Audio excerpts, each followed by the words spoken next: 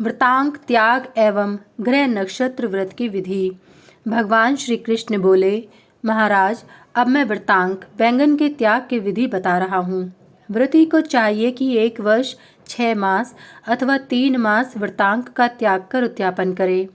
उसके बाद संकल्प पूर्वक भरणी अथवा मघा नक्षत्र में उपवास कर एक स्थंडिल बनाकर उस पर अक्षत पुष्पों से यमराज का तथा उनके परिकरों का आवाहन कर गंध पुष्प नैवेद्य आदि उपचारों से यम काल नील चित्रगुप्त वैवस्वत मृत्यु तथा परमेष्ठी इन पृथक पृथक नामों से विधि पूर्वक पूजन करें। तदंतर अग्नि स्थापन कर तिल और घी से इन्हीं नाम मंत्रों के द्वारा हवन करे। तदंतर स्विष्टकृत एवं प्रायश्चित होम करे।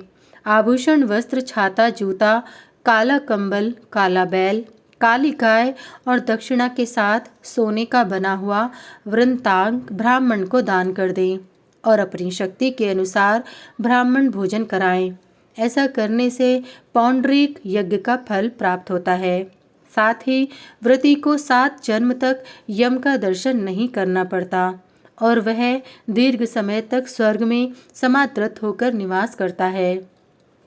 भगवान श्री कृष्ण ने पुनः कहा, महाराज, अब मैं ग्रह नक्षत्र व्रत की विधि बतलाता हूँ, जिसके करने से सभी क्रूर ग्रह शांत हो जाते हैं और लक्ष्मी धृति तुष्टि तब पुष्टि की प्राप्ति होती है।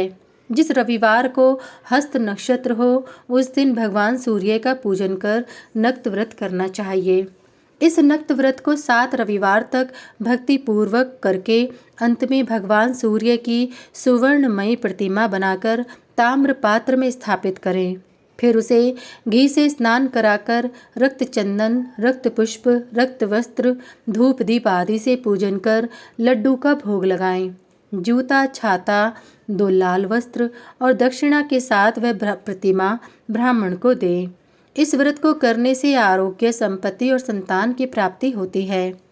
चित्रा नक्षत्र से संयुक्त सोमवार से आरंभ कर 7 सोमवार तक नक्त व्रत करके अंत में चंद्रमा की चांदी की प्रतिमा बनाकर चांदी अथवा कांसे के पात्र में स्थापित कर श्वेत पुष्प श्वेत वस्त्र आदि से उनका पूजन करें। दध्योदन का भोग लगाकर जूता छाता तथा दक्षिणा सहित वह मूर्ति ब्राह्मण को प्रदान करें। यथाशक्ति ब्राह्मण भोजन कराएं। इससे चंद्रमा प्रसन्न होते हैं। उनके प्रसन्न होने से दूसरे सभी ग्रह प्रसन्न हो जाते हैं।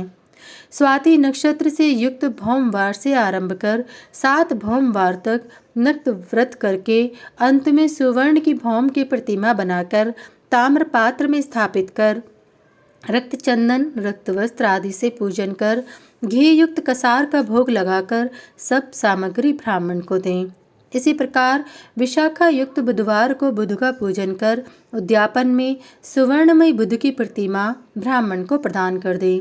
अनुराधा नक्षत्र से युक्त बृहस्पतिवार के दिन से 7 बृहस्पतिवार तक नक्त व्रत करके अंत में सुवर्ण की देव गुरु बृहस्पति जी की मूर्ति बनाकर सुवर्ण पात्र में स्थापित करें।